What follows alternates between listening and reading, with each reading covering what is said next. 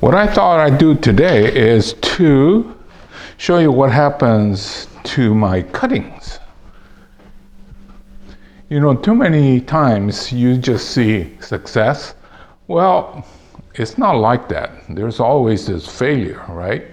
In fact, a lot of times, more failure than success. Well, what happens is I've been using the most economical method. These were these were grown with this either a water bottle or the green in the back, that's the soda, in a well-protected area. And that's the way I used to do it, and fairly consistent. You also have to find a nice sweet spot, I call it, that always seems to work. Can't have too much sunlight. You need some filtered sunlight, but too much will cook it. And it should be sort of a constant temperature, not really hot, but not really cold. Okay, this one here, it looks like it was started in March, and I must have done something and transplanted it in between. And this one here,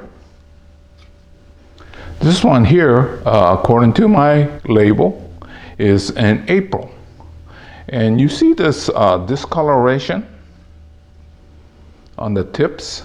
What happened was it was in the bottle and I took it off. So it went from a high humidity to not much humidity, and it took a little bit of suffering right along the tips, but I think it should be okay. This is a mixture of different kinds of things. About the same time I did this one here, and there's one failure in the middle. This one here is at the tail end of May, and as it gets later in the season, more failure rate. So let me go ahead and take out the obviously dead one and see how much we have left. Well, this one looks like only about 50% take. This one here, I was yakking it out because it looked dead on top. But see here, right here, that's a new root. So I'm gonna have to carefully put it back in and then let this grow.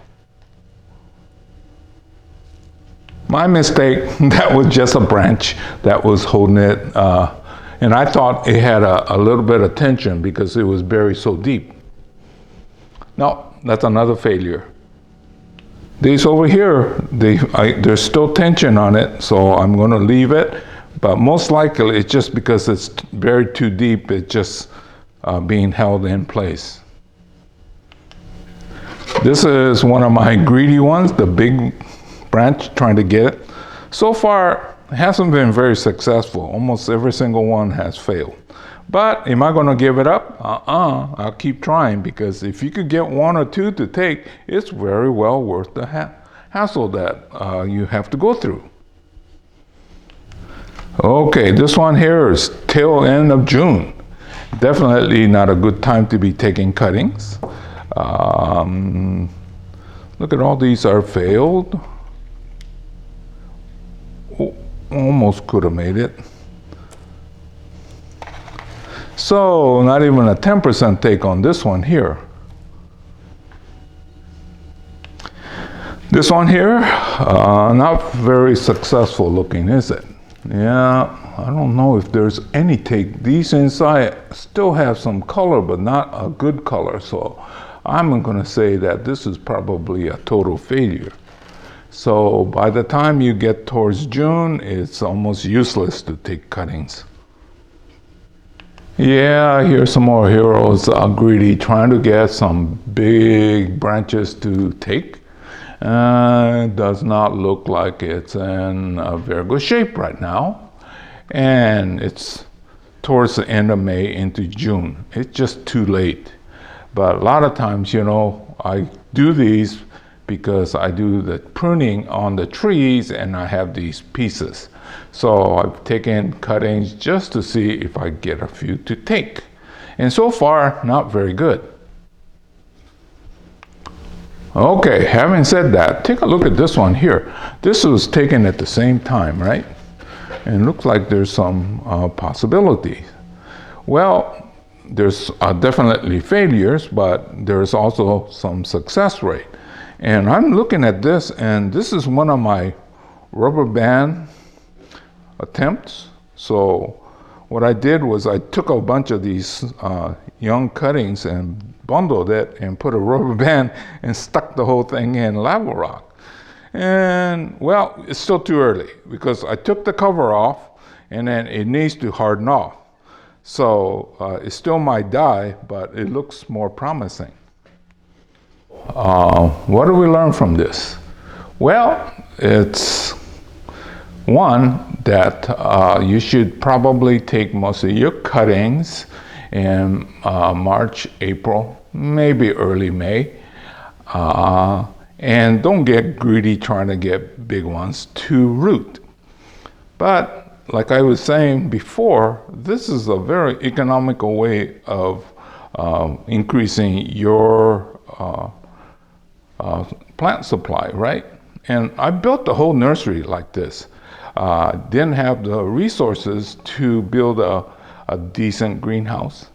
Actually, though, it's not just the expense, but having gone through college, well, my degree was in landscape architecture, but I've known people in the horticulture department, and we took little courses in horticulture. But to effectively run a greenhouse, it is a college course. To control the humidity, temperature, bugs, and all of these things. So, but my method, where I'm just putting in a bottle and just got our fingers crossed, it still works. So for most of you, I think this is a more practical way of doing it. In my heyday, when I had this constantly being done, on the Boulevard Cypress, I was up to about 85% success rate. So at that time, I had a lot of bottles, and I found a spot in the nursery that really worked well. And I'm not using that part anymore, so now I have to rediscover that area. But I've also been pushing harder to get some bigger things. So there's plenty of room for improvement, but this is a very economical way to a hobbyist to get started. So go ahead and keep trying.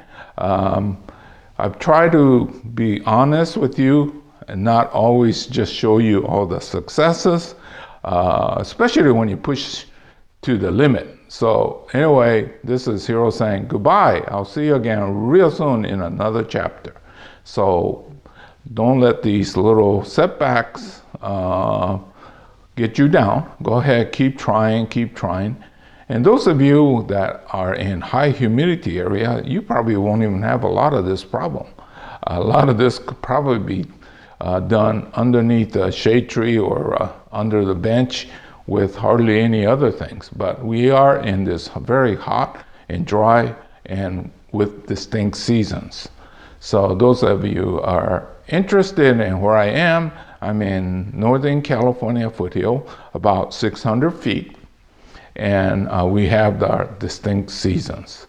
So for me, the best time is between March and maybe into the May period.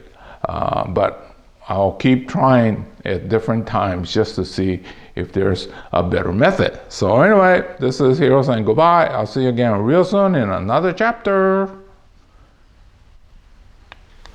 Okay, this is how much I had from all the plants we looked at today. Now, what I did was not a wise idea. We're in the middle of a heat wave. Yesterday was almost the hottest day of the year. Today is a little bit cooler, but I think we're going to get up to 105. And with no humidity. So the wise thing would have been to go ahead and wait. Probably another week or two, but you know me, do as I say. So those of you, do not do this in the middle of a heat wave. But I did it anyway, so I could, well, I didn't want to put those back in the growing area I'm going to put these in a fairly well protected area and hope like heck that was not a really bad idea. But anyway, so this is what I have to work with in the next 2-3 years. Okay, see you. Bye.